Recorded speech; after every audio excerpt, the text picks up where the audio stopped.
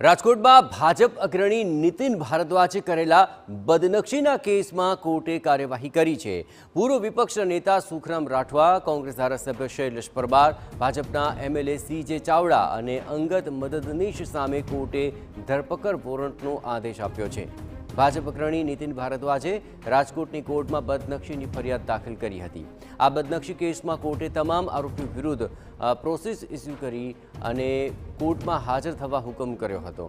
આરોપી કોર્ટમાં હાજર થયા નહીં અને આરોપી વિરુદ્ધ હવે વોરંટ ઇસ્યુ કરવાની અરજી આપવામાં આવી હતી।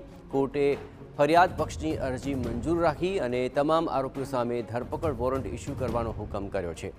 નીતિન ભારદ્વાજ પર જમીનમાં ઝોનફેર કરી 500 કરોડનું કૌભાંડ કર્યાનો આક્ષેપ થયો હતો, જે બાદ નીતિન ભારદ્વાજે રાજકોટની કોર્ટમાં બદનક્ષીની ફરિયાદ કરી હતી।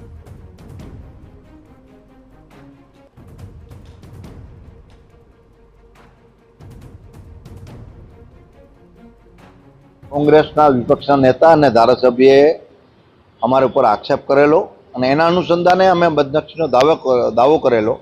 એ માન્ય કોર્ટના જજ સાહેબમાં ચાલતો હતો, પરંતુ જેમણે આક્ષેપ કરેલા, જેમણે કીધું એ લોકો હાજર નહોતા રહેતા, એના કારણે એક વખત એમને સમન્સ આપવામાં પણ આવ્યા હતા, પરંતુ હાજર ન રહેવાના કારણે મેં મારા વકીલ મારફત અંશભાઈ ભારદ્વાજ અને ધીરુભાઈ પીપળિયા દ્વારા કોર્ટના જજશ્રીને વિનંતી કરતા તેઓએ વોરંટ ઇસ્યુ। આ બદનક્ષીના કેસ મામલે ધારાસભ્ય સીજે ચાવડાની પ્રતિક્રિયા સામે આવી રહી છે કે ગાંધીનગરની કોર્ટમાં પહેલા સમાધાન થઈ ગયું હતું।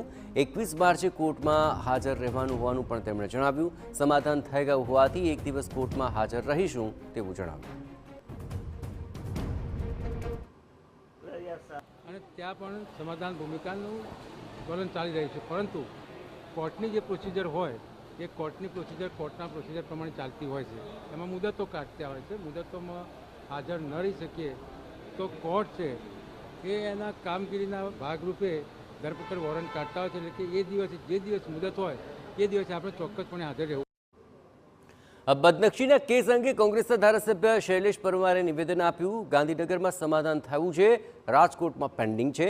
મુદત દરમિયાન હાજર ન રહેતા વોરંટ કઢાયું હોવાનું પણ તેમણે સ્વીકાર્યું। રાજકોટ કોર્ટમાં પણ દાવો પરત ખેંચાઈ જશે તેવો તેમણે વિશ્વાસ વ્યક્ત કર્યો। કેસ દાખલ કર્યો હતો, એમાં ગાંધીનગર કોર્ટમાં સમાધાન થઈ ગયેલું છે અને એ કેસ પૂર્ણ થઈ ગયેલો છે। રાજકોટ કોર્ટની અંદર એ કેસ પેન્ડિંગ છે। સ્વાભાવિક છે કે બે મુદતમાં અમે લોકો હાજર રહ્યા નહોતા, માટે કોર્ટે ધરપકડ વોરંટ કાઢ્યું હશે।